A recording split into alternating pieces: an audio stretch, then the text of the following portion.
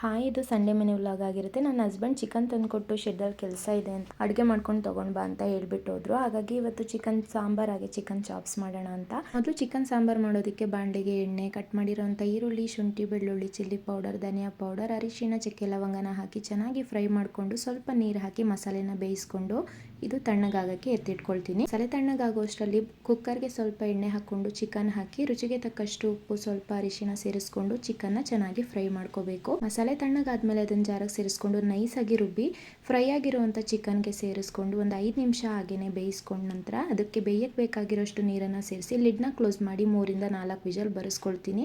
ಅಷ್ಟರಲ್ಲಿ ನಾನಿವತ್ತು ಕಾಯಿ ಹಾಲು ಬದಲು ಹುಚ್ಚೆಳ್ಳನ್ನ ಹಾಕಿ ಅದನ್ನು ರುಬ್ಬಿ ಹಾಲು ತೆಗೆದು ಸೇರಿಸ್ಕೊಳ್ತಾ ಇದ್ದೀನಿ. ಟೇಸ್ಟ್ ತುಂಬ ಚೆನ್ನಾಗಿರುತ್ತೆ, ಒಂದ್ಸಲ ಟ್ರೈ ಮಾಡಿ. ಆನಂತರ ಇದಕ್ಕೆ ಮೊಟ್ಟೆ ಚೀಲ ಎಲ್ಲ ಹಾಕಿ 10 ನಿಮಿಷ ಮೀಡಿಯಂ ಫ್ಲೇಮ್ನಲ್ಲಿ ಬೇಯಿಸ್ಕೊಂಡ್ರೆ ಚಿಕನ್ ಸಾಂಬಾರ್ ರೆಡಿ ಆಗುತ್ತೆ. ಎಲ್ಲ ಅಡುಗೆನೂ ತುಂಬಾ ಚೆನ್ನಾಗಾಗಿತ್ತು. ಇದರ ಕಂಪ್ಲೀಟ್ ರೆಸಿಪಿ ವಿಡಿಯೋನ ಯೂಟ್ಯೂಬಲ್ಲಿ ಅಪ್ಲೋಡ್ ಮಾಡಿದ್ದೀನಿ, ಬೇಕು ಅಂದರೆ ಚೆಕ್ ಮಾಡಿ.